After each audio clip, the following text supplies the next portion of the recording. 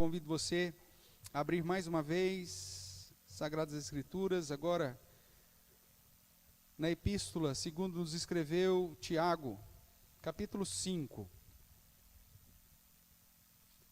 Tiago, capítulo 5, do verso 7 até o final do capítulo, parte final aqui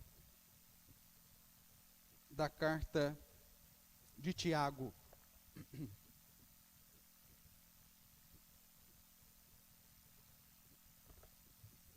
Eu vou ler, os irmãos acompanham a leitura que farei, portanto, de Tiago, capítulo 5, do verso 7 em diante. Diz assim a palavra do nosso Deus: Sede, pois, irmãos, pacientes até a vinda do Senhor. Eis que o lavrador aguarda com paciência o precioso fruto da terra, até receber as primeiras e as últimas chuvas. Sede vós também pacientes, e fortalecei o vosso coração, pois a vinda do Senhor está próxima. Irmãos, não vos queixeis uns dos outros, para não serdes julgados. Eis que o juiz está às portas. Irmãos, tomai por modelo no sofrimento e na paciência os profetas, os quais falaram em nome do Senhor. Eis que temos por felizes os que perseveraram firmes, tendo ouvido, ou tendes ouvido da paciência de Jó, e vistes que fim o Senhor lhe deu, porque o Senhor é cheio de terna misericórdia e compassivo. Acima de tudo, porém, meus irmãos, não jureis nem pelo céu, nem pela terra, nem por qualquer outro voto, antes seja o vosso sim, sim, o vosso não, não, para não cairdes em juízo. Está alguém entre vós sofrendo? Faça oração. Está alguém alegre? Cante louvores. Está alguém entre vós doente? Chame os presbíteros da igreja, e estes façam oração sobre ele, ungindo-o com óleo em nome do Senhor. E a oração da fé salvará o enfermo, e o Senhor o levantará. E se houver cometido pecado, ser-lhe-ão perdoados. Confessai, pois, os vossos pecados uns aos outros, e orai uns pelos outros para serdes curados. Muito pode, por sua eficácia, a súplica do justo. Elias era homem semelhante a nós, sujeitos aos mesmos sentimentos, e orou com instância para que não chovesse sobre a terra, e por 3 anos e 6 meses não choveu. E orou de novo, e o céu deu chuva, e a terra fez germinar seus frutos. Meus irmãos, se algum entre vós se desviar da verdade, e alguém o converter, sabei que aquele que converte o pecador do seu caminho errado, salvará da morte a alma dele, e cobrirá a multidão de pecados. Vamos orar mais uma vez? Ó Deus de amor, Pai querido, nós te bendizemos o nome pela tua palavra e pela leitura da mesma, e te agradecemos também pelo privilégio de podermos estudá-la livremente. Que o Senhor continue nos preservando e nos guardando, e acima de tudo, ó Deus, que o Senhor faça brotar em nosso coração desejos cada vez mais sinceros de estudar a tua palavra e de aplicá-la em nossa vida. Que possamos, ó Deus, andarmos de modo digno, como já lemos aqui nesta manhã, em obediência àquilo que o Senhor mesmo deseja para cada um de nós. Que o Senhor nos fortaleça, que o Senhor nos ilumine e nos edifique, e que o Senhor me use, apesar de mim mesmo, para o meu próprio bem, para o bem dos meus irmãos e irmãs, e para a honra e glória eterna do teu santo e bendito nome. É o que também oramos em Cristo Jesus. Amém. Amém, queridos. Irmãos, nós sabemos que Tiago, o escritor dessa carta, ele era irmão de Jesus, ele era filho de Maria, e que historicamente se converteu após a ressurreição de Jesus. Lá em 1 Coríntios, capítulo 15, quando Paulo está tratando da ressurreição, ele vai dizer, no início do capítulo 15, que Jesus apareceu de modo incontestável a muitas pessoas. Dentre essas pessoas, nós vemos que ele cita aqui justamente Tiago, verso 7 de 1 Coríntios 15 diz, depois, ou seja, depois que Jesus apareceu para Pedro, depois que Jesus apareceu para os 12, depois que Jesus apareceu para mais de 500 irmãos de uma só vez, o verso 7 diz, depois foi visto por Tiago, e mais tarde por todos os apóstolos. Esses apóstolos aqui são todos os missionários, todos os enviados, inclusive Paulo se incluindo, e ele deixando isso mais claro depois, como um nascido fora do tempo. Esse Tiago, portanto, é, como eu disse, filho de Maria com José. Jesus ainda teve mais um irmão, Judas, e algumas irmãs. É assim que a palavra de Deus nos apresenta, e não tem o porquê de nós tentarmos manipular as expressões para dizer que era primo, para dizer que era agregado, ou coisas desse tipo, porque a Bíblia diz que Maria, ela era virgem até o nascimento de Jesus. O próprio texto de Mateus, o Evangelho de Mateus, diz que José não a conheceu, no sentido de ter coabitado com ela, até que a mesma deu à luz ao filho, a quem pôs o nome de Jesus. Mas depois, então, do nascimento de Jesus, Maria vive uma vida conjugal com José, como era de se esperar. E da mesma forma que Ana, né, que nós vimos ontem, depois de ter Samuel, Deus também a agraciou de modo que ela tivesse mais filhos. Lembrando que Samuel tipifica, é um dos profetas que exerce a função de rei, a função de sacerdote, portanto tipifica o próprio Cristo, amado e consagrado pelo Senhor. Com Maria não foi diferente. E Tiago, então, esse filho de Maria, irmão de Jesus, meio-irmão, né, como alguns gostam de dizer, ele acaba se tornando uma figura importantíssima dentro do cristianismo no primeiro século. A sua ênfase ministerial sempre foi a prática justa como a marca do cristão, ou seja, a necessidade da retidão moral como postura do verdadeiro discípulo de Cristo. Um outro exemplo que você pode ver aqui de Tiago, se encontra lá em Atos dos Apóstolos, no capítulo de número 15,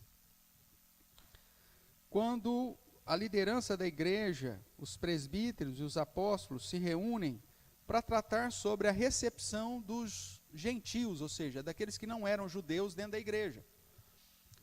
Os judeus convertidos pensavam que as pessoas de outras nacionalidades, antes de serem recebidas como cristãs, elas tinham que passar primeiro pelo judaísmo, tinham que serem circuncidadas, guardar a lei e uma série de coisas. Então a igreja se reúne para decidir como que seria feita essa recepção dessas pessoas. E Tiago era um desses líderes, o pastor da comunidade ali de Jerusalém. E no capítulo 15, a partir do verso 12, você vai ver aí justamente a influência desse homem dentro da igreja. E ele diz assim, o verso 12 de Atos 15, e toda a multidão silenciou, passando a ouvir a Barnabé e a Paulo, que contavam quantos sinais e prodígios Deus fizera por meio deles entre os gentios. Depois que eles terminaram, falou quem? Tiago, dizendo, irmãos, atentai nas minhas palavras. Expôs Simão como Deus primeiramente visitou os gentios, a fim de constituir dentre eles um povo para o seu nome. Confere com isso as palavras dos profetas, como está escrito, cumpridas essas coisas, voltarei e reedificarei o tabernáculo caído de Davi, levantando de suas ruínas, restaurá-lo-ei, para que os demais homens busquem a Deus, e também todos os gentios, sobre os quais tem sido invocado o nome do Senhor. Diz o Senhor, que faz essas coisas conhecidas pelos séculos, pelo que julgo eu, Tiago falando, não devemos perturbar aqueles que dentre os gentios se convertem a Deus, mas escrever-lhes que se abstenham das contaminações dos ídolos, ou seja, da idolatria, bem como das relações sexuais ilícitas, da promiscuidade e da carne de animais sufocados e do sangue. que refere-se a atitudes muitas vezes utilizadas nas práticas pagãs, de cultos pagãos. Porque Moisés tem em cada cidade, desde tempos antigos, os que pregam nas sinagogas, onde é lido todos os sábados. Depois você vai ver que na sequência esse parecer agradou a todos e, portanto, é assim que eles fizeram com a recepção dos gentios. Tiago, portanto, se torna uma liderança forte dentro da igreja e, portanto, a sua palavra sempre foi uma palavra extremamente prática. Quero aqui fazer uma distinção entre uma palavra prática para uma palavra pragmática. A palavra do Senhor, irmãos, ela nos conduz a termos uma praticidade de vida, mas não necessariamente sermos pragmáticos. Qual que é a diferença? O pragmático é aquele que conduz a sua vida na expectativa de o que dá certo é o que está certo. Ou seja, eu pequei, não aconteceu nada, então Deus não está me repreendendo. Eu tomei uma atitude errada, mas está dando tudo certo na minha vida, então eu vou continuar. Isso é ser pragmático. Eu ir, através da postura de certos erros e acertos, tentar chegar no objetivo que eu tenho. A palavra de Deus condena essa postura. Você tem que seguir o padrão certo de Deus do começo ao fim, para atingir o objetivo. E mesmo que, aparentemente, um raio não cai na sua cabeça quando você segue um caminho errado, não significa que Deus está aprovando a sua prática errada. A palavra do Senhor diz que Deus, na sua paciência, tem esperado o dia do juízo final. E é por isso que naquele dia muita gente vai ser surpreendida com o não de Deus. Eu nunca vos conheci. Mas eu fiz tanta coisa e tal. E Jesus fala, apartai-vos de mim o que praticais a iniquidade. Então ser pragmático é algo condenado pelas Escrituras.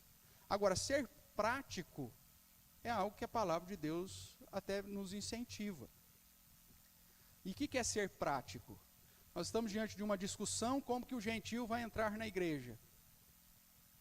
Estamos diante de textos bíblicos do Antigo Testamento que Deus faria isso, que Deus traria o gentio para o tabernáculo caído. E veja que Tiago interpreta o tabernáculo caído de Davi, o trono de Davi, não como literal, mas ele diz que aqui já estava acontecendo isso. Que o simples fato dos gentios se converterem a Cristo era o exemplo de que Deus já havia restaurado o tabernáculo caído de Davi. Porque essa perspectiva é espiritual e não física, como inclusive muitos judeus esperam hoje, e muitos crentes dentro da linha pré-milenista, dispensacionalista também espera. Mas Tiago, inspirado por Deus e corroborado pela atitude dos demais apóstolos, de toda a liderança da igreja, entende que aquela profecia estava sendo cumprida. E aí ele, de modo prático, diz, olha, se Deus tem convertido os gentios, quem somos nós para impedi-los a entrar na igreja? Venhamos somente exortá-los quanto a uma postura de fidelidade, de santidade, de obediência, mas sem colocar um peso a mais que o próprio Deus não exige deles. Isso é ser prático. E Tiago tem na sua essência essa praticidade. Não é à toa que o texto talvez mais conhecido da sua carta é que a fé sem obras é morta. Isso é praticidade. O que ele está dizendo não é diferente do que Paulo ensina, não é diferente do que Pedro ensina ou de qualquer outro apóstolo ensina. O que ele está dizendo é o seguinte, não importa você ter todo o conhecimento doutrinário se isso não redundar em prática de vida. Não adianta nada você ouvir a mensagem do Senhor e não ser praticante. Ele fala isso com todas as letras. Então Tiago se transforma num líder da igreja porque ele é um líder prático. Algo que facilita o entendimento da vontade de Deus sendo colocado no dia a dia, andando de um modo digno, de um modo fácil, de um modo que realmente demonstra esse temor e essa obediência ao Senhor. Foi assim que Tiago então assume essa liderança e se torna um dos pregadores com grandes ensinamentos para a igreja do primeiro século. Tiago, portanto, é conhecido pela sua praticidade, tanto no ensino como na resolução de problemas. Como nós lemos lá em Atos 15, ele traz uma solução prática para a ideia dos gentios que estavam se convertendo. No ensino, ele fala com simplicidade sobre a nossa posição diante das tribulações. Fala com simplicidade a respeito do perigo do pecado, sobre a situação das contendas, sobre a origem do bem, sobre as boas obras, seja nos relacionamentos, e sobre o modo de vida do verdadeiro cristão. A carta, ou a epístola de Tiago, é uma carta extremamente prática, que nos ensina de um modo simples como nós devemos andar diante do Senhor. Tiago, portanto, nos exorta a viver uma postura exemplar, independentemente da situação que estamos vivendo, ou até mesmo da posição que ocupamos na sociedade. Inclusive, ele mesmo, sendo prático, diz, olha, não queiram assumir uma posição de liderança, porque a quem mais é dado, mais será cobrado. Praticidade pura. Sirva corretamente, não fique correndo atrás de cargo, porque isso não vai te conduzir a lugar nenhum, muito pelo contrário, só vai aumentar a sua responsabilidade e o peso que Deus vai colocar sobre a sua cabeça. Mas viva como um crente fiel, verdadeiro, que as suas obras reflitam aquilo que você crê, que a sua prática de vida mostre claramente aonde está pautada a sua crença, naquilo que você crê, naquilo que você acredita. É assim que Tiago, portanto, escreve. Nós podemos citar aqui que uma das importâncias da carta de Tiago é quanto os procedimentos que os crentes deveriam ter diante das questões do dia a dia. Ele vai falar de uma série de situações que fazem parte do dia a dia, da questão do uso da língua, da questão da postura diante das provações, das tentações, da investida de Satanás. Ou seja, é uma carta extremamente prática. E em especial, irmãos, na parte final da sua carta, que é a que lemos, no capítulo 5, ele exorta aos cristãos quanto ao procedimento que eles deveriam possuir até a volta de Jesus. Relembre comigo aí o verso de número 7. Ele diz assim: sede, pois, irmãos, pacientes até quando? Até a vinda do Senhor. Esse é o contexto que ele está nos apontando. Desde o dia que ele escreveu até quando Jesus voltar, ele vai então, de uma maneira prática, nos apresentar como que devemos proceder. E é justamente sobre isso que ele vai tratar aqui nessa parte final da sua carta. Ou seja, as virtudes recomendadas aos crentes para os últimos dias. Se você observar a fala de Tiago, é uma fala muito pastoral, e por isso ele vai dizer, sede, pois, o quê? Irmãos. Né? E ele vai repetir essa ideia de irmãos, esse modo pastoral de tratar, fraterno de tratar, para trazer esse ensinamento. Verso 9, como que ele diz? Irmãos. Né? Depois, em vários outros momentos, ele vai dizer, olha, irmãos. E ele termina lá no verso 19, meus irmãos, se algum dentre vós, ou seja, essa postura pastoral vai apresentar aquilo que Deus espera de você, virtudes que Deus espera ver em você até o dia final. E é sobre essas virtudes que eu quero rapidamente trabalhar aqui com os irmãos nessa manhã. A primeira virtude recomendada por Tiago, para nós passarmos esses dias que não são fáceis, como disse Paulo, e que ele mesmo apresenta que são dias difíceis, é paciência. Essa virtude, que é também ao mesmo tempo um fruto do Espírito Santo, é chamado a atenção aqui por Tiago como sendo um passo essencial para suportarmos as dificuldades do mundo até o dia da volta de Jesus. Confira comigo aí do verso 7 ao 11. Preste atenção. Sede, pois, irmãos, o quê? pacientes. Até quando? Até a vinda do Senhor. E aí ele cita uma historinha. Eis que o lavrador aguarda com quê? Com paciência, o precioso fruto da terra, até receber as primeiras e as últimas chuvas. Sede vós também o quê? Pacientes. Fortalecei o vosso coração, pois a vinda do Senhor está próximo. Irmãos, não vos queixeis uns dos outros, para não ser julgados, em que o juízo está à porta. Irmãos, tomai por modelo, na onde? No sofrimento. Ele segue o mesmo padrão de Paulo, dizendo que os últimos dias é de dificuldade, dias difíceis. Ele diz, então, tomai por modelo no sofrimento, o quê? E mais uma vez, paciência, os profetas, os quais falaram em nome do Senhor. E eis que temos por felizes os que perseveravam firmes, tendo ouvido do quê? A paciência de Jó, e vistes que fim o Senhor lhe deu, porque o Senhor é cheio de eterna misericórdia e compassivo. Veja o quanto ele repete essa ideia da paciência. É no período de sofrimento, são nos dias difíceis, é nas dificuldades que nós teremos até a vinda de Cristo, que a primeira virtude que ele nos chama atenção para termos é justamente paciência. Paciência, irmãos, primeiro, diante da injustiça que vamos viver nesse tempo. Veja aí o verso 9. Irmãos, não vos queixeis uns dos outros para não serdes julgados.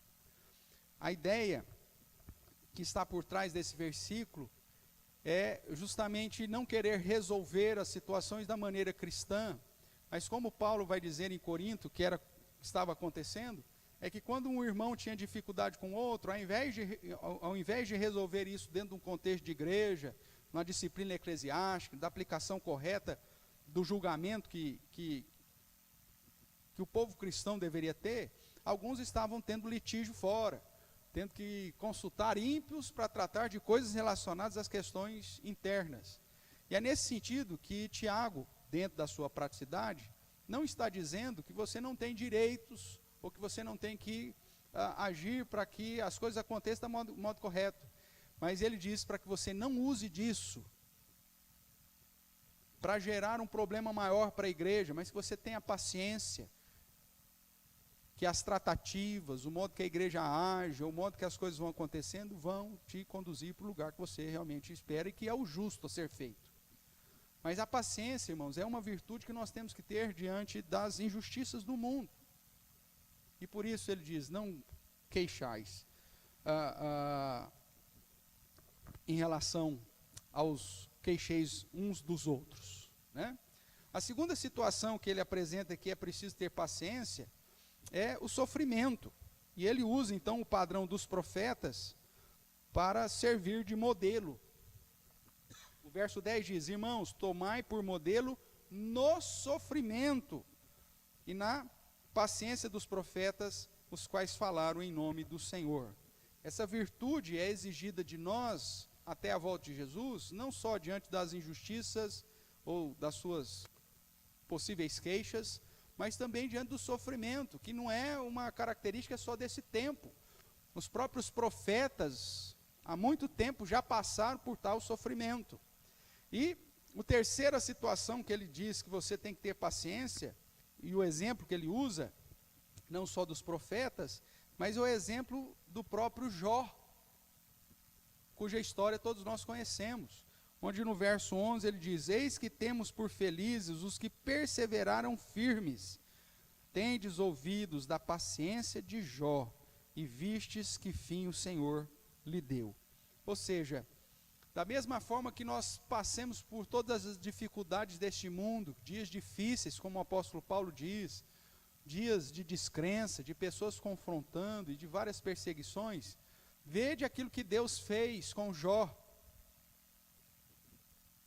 Deus restaurou, Deus o abençoou, e essa é a esperança, a expectativa que temos quando da volta de Jesus.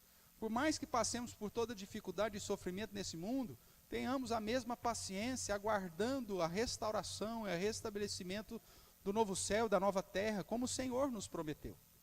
Ou seja, até a volta de Jesus, irmãos, se queremos viver nesse mundo, temos que ter paciência.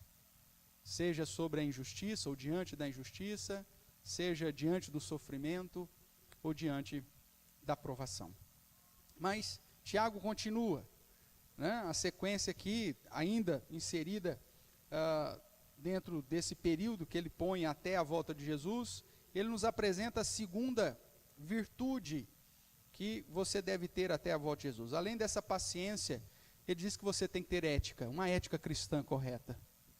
O verso 12 nos é dito assim: acima de tudo, porém, meus irmãos, não jureis nem pelo céu, nem pela terra, nem por qualquer outro voto. Não que ele esteja proibindo os votos. Os votos e os juramentos são algo que a própria palavra de Deus nos permite. Porém, esse voto, ou esse juramento, tem que ser algo certo na sua vida. Não é aquele negócio quando você era criança, você fala assim, eu juro pela minha mãe mortinha, cruzando o dedo. Lembra? Você fala, você jura? Juro. Jura por Deus? Juro. Jura pela sua mãe mortinha atrás da porta? Sim. Não, não é esse tipo de coisa. É o sim, sim, não, não. Veja o que ele diz aí. Antes, seja o vosso sim, sim. E o vosso não, não. Para não cairdes em juízo. Ele vai chamar a atenção que essa ética não está pautada em Deus, mas na sua própria postura. Você não vai jurar pelo céu. Mas você vai agir corretamente porque é a sua postura. Você não vai jurar pela terra ou por qualquer outro voto, pela mãe, ou seja lá por quem que seja. Mas porque é a sua essência, é a sua postura. Nesse tempo até a volta de Jesus, além da paciência, você tem que ter palavra. Você tem que ter ética. E aquilo que você falar tem que estar dentro do padrão de justiça e ética de Deus. Você tem que ter ética no relacionamento com Deus. Por isso você não vai ficar jurando em nome de Deus ou jurando pelo céu. Você simplesmente vai agir da maneira correta.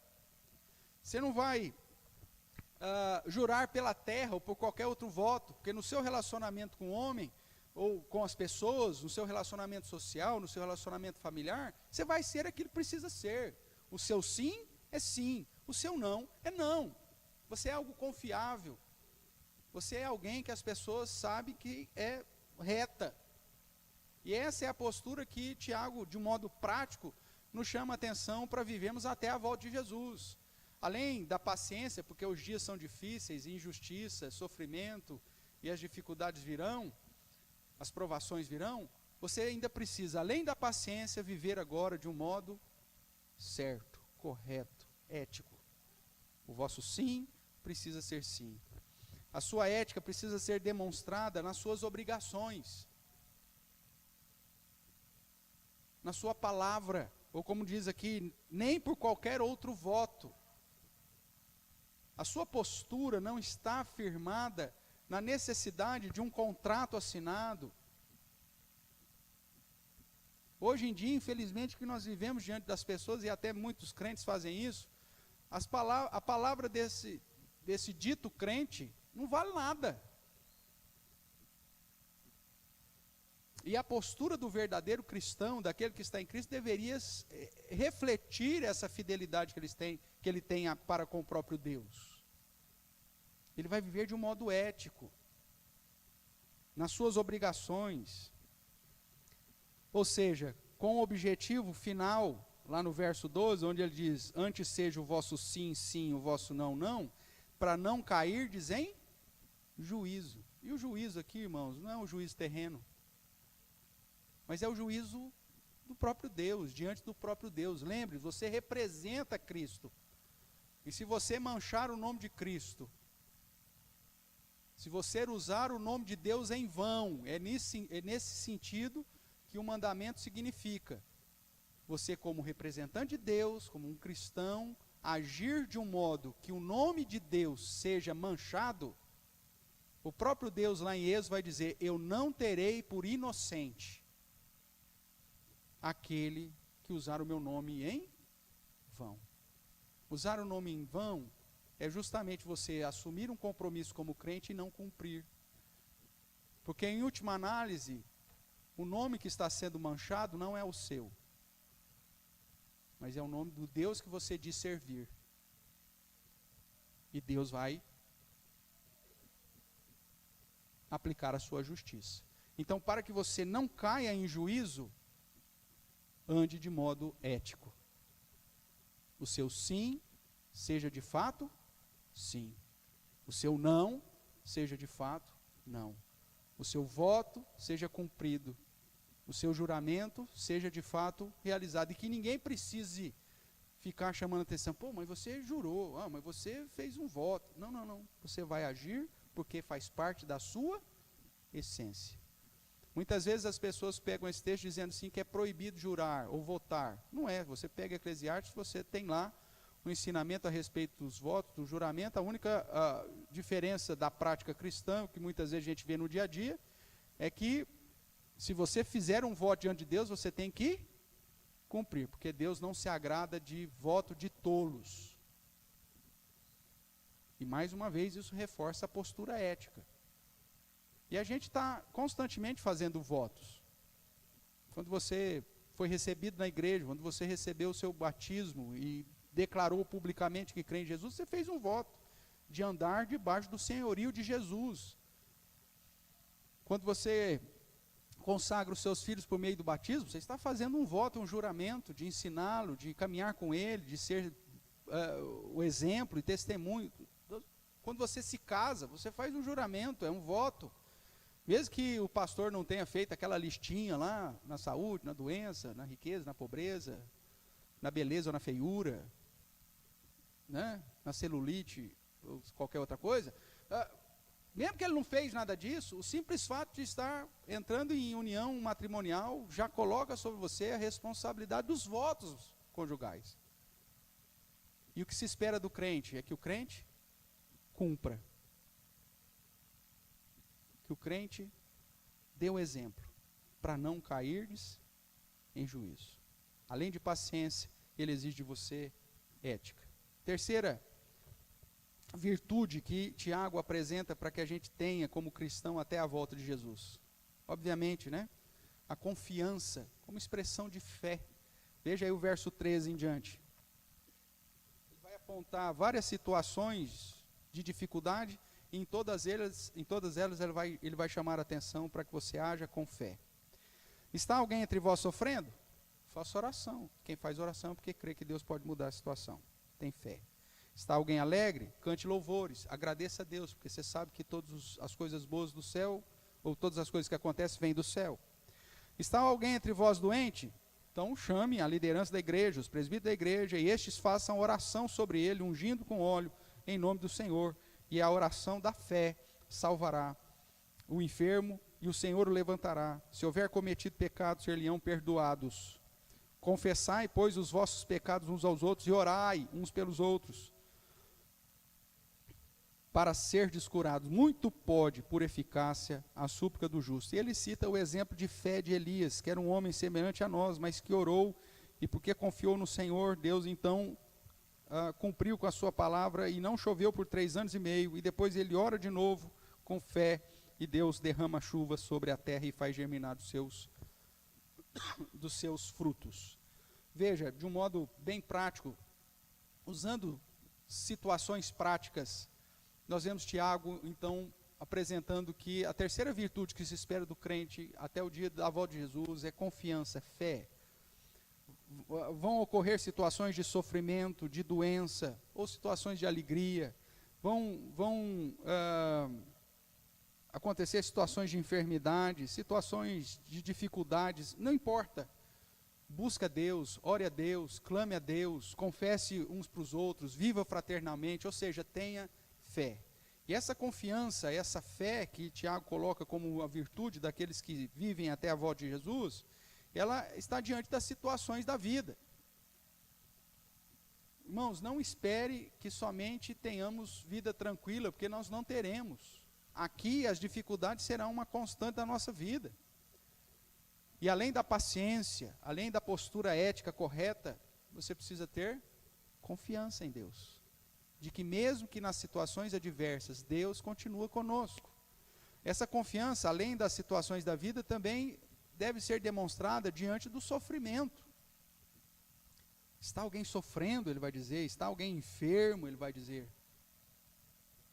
Mas exerça a fé, chamando a liderança, orando uns pelos outros, confessando os pecados uns pelos outros. Isso é confiança, isso é fraternidade que me conduz ao crescimento e à manutenção da minha própria fé. Se você observar ainda o verso 17, quando ele trata do exemplo de Elias, ele diz: Elias era homem semelhante a nós, sujeitos aos mesmos sentimentos, e orou com instância para que não chovesse sobre a terra, e por 3 anos e 6 meses não choveu. E orou de novo, e o céu deu chuva, e a terra fez germinar os seus frutos.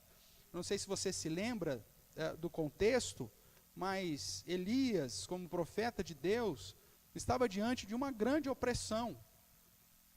Para quem não conhece a história, fala assim: mas por que um homem orou para não chover 3 anos e meio? A chuva é uma bênção, rapaz. E o profeta de Deus fazer um negócio desse prejudicou todo mundo. Mas o contexto era necessário justamente para demonstrar para o povo de Israel que o Senhor era o verdadeiro Deus e não Baal. Que Jezabel, que estava conduzindo o crescimento da crença de Baal e dos falsos deuses, ela não tinha poder, mas só Deus tinha poder. Ou seja, essa fé era diante de uma opressão muito maior, que nos dias de Elias apontava para uma opressão do próprio Satanás, que estava ali personificado em Baal e seus profetas. Portanto, a postura de fé de Elias é diante de uma opressão diabólica. E por mais terrível que nós estejamos passando por situações difíceis, não perca a sua fé, a sua confiança, mas ore, como diz aqui o texto, que Elias orou com instância, com fé e com regularidade. Esse exemplo, portanto, de Elias nos remete a esse contexto de combate deste profeta com os profetas de Baal. Irmãos, a nossa confiança até a volta de Jesus, a nossa fé em Deus, precisa ser uma virtude, porque nós teremos situações da vida que podem tentar abalar a nossa fé, sofrimentos, enfermidades. Podemos ter um sofrimento da vida tentando abalar a nossa fé, e temos até a opressão, até mesmo do nosso inimigo. E a fé é justamente a virtude que Tiago apresenta como sendo essencial, que reflete a sua vida de oração, a sua vida de buscar a Deus, a sua vida de pedir perdão e perdoar, ou seja, o dia a dia prático da vida cristã, uma vida de confiança e de fé. E por fim, a última virtude que ele nos apresenta, está aí no verso 19 e 20, que é o amor. O verso 29 diz: meus irmãos, se algum entre vós se desviar da verdade, e alguém o converter, sabei que aquele que converte o pecador do seu caminho errado, salvará da morte a alma dele e cobrirá multidão de pecados. Nós sabemos que quem converte o pecador é o próprio Deus, através da ação do Espírito Santo. Mas o que Tiago está falando aqui de um modo prático, é que Deus te usa como instrumento para admoestar, para consolar, para chamar de volta ao caminho aquele que se desviou. Irmãos, quantas vezes nós temos que ir atrás daqueles que se desviaram da fé, investir tempo, investir oração, argumentação, para dizer e provar por A mais B que Deus o perdoa, que mesmo que ele tenha se desviado, e mesmo que ele tenha cometido pecados, que o perdão de Deus está disponível para ele, que ele se arrepender e voltar para os caminhos do Senhor, as coisas vão entrar de novo nos trilhos. Ou seja, esse trabalho de busca do desanimado ou daquele que se desviou, é um trabalho realizado por nós. E é nesse sentido que Tiago, eu sintetizo aqui como essa virtude do amor. A carreira cristã não é uma carreira para saber quem chega primeiro. Quem vai estufar o peito e romper a fita da chegada. Não, não é isso. Mas a vida cristã é uma carreira, uma corrida da vida, onde a alegria não está no fato de chegar primeiro, mas chegar com todos aqueles que nós amamos. E é por isso que dentro desse período você vai ter que gastar tempo, argumentação, caminhar 2, 4, 10 mil milhas, para ser instrumento de Deus, para resgatar as pessoas. E aquele que faz isso, segundo Tiago, salvará da morte a alma e cobrirá multidão de pecados. Sintetizando, essa virtude do amor, portanto, está relacionada ao convívio fraternal. Ele diz: meus irmãos, se algum entre vós, se é entre vós, ele está falando de crentes, se desviar da verdade, vai atrás dele. Nós precisamos pastorearmos uns aos outros.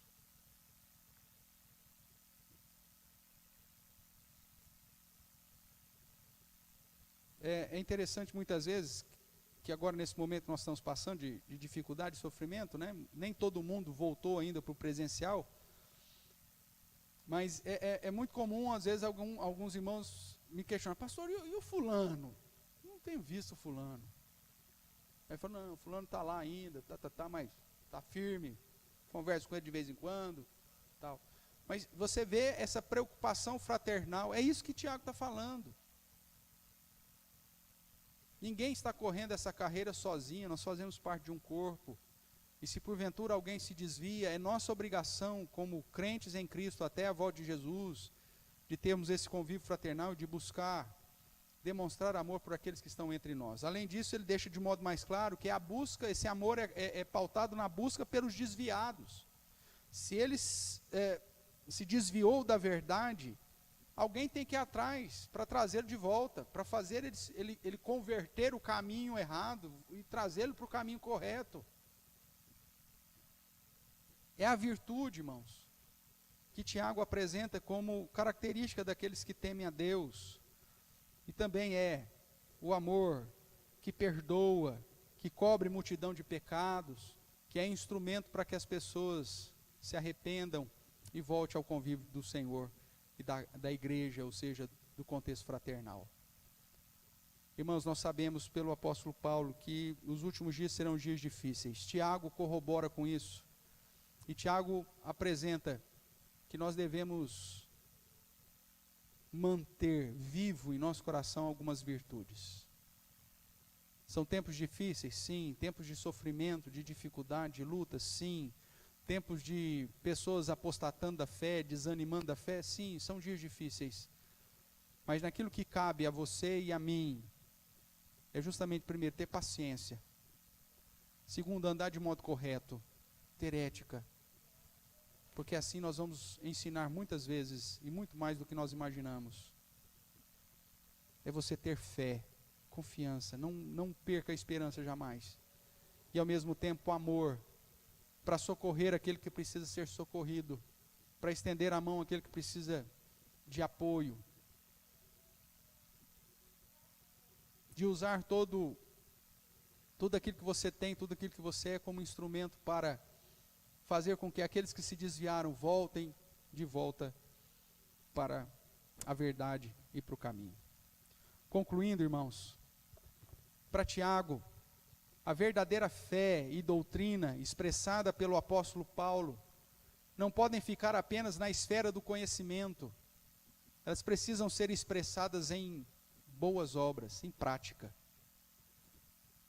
Obras que glorificam o nome de Deus e são manifestadas pelas virtudes dos verdadeiros discípulos de Jesus, que no dia a dia revelam-se servos obedientes, temente a Deus, através de uma vida de paciência, ética, fé e amor. Que sejamos não apenas ouvintes, como nos é exortado, mas que sejamos praticantes. que não simplesmente saibamos das virtudes que Deus quer que tenhamos, mas que coloquemos em prática tais virtudes. E que mesmo diante de um mundo mau e de tempos difíceis, que tais virtudes possam nos conduzir a sermos achados fiéis até a volta do nosso Senhor Jesus. E que Deus assim nos abençoe. Amém?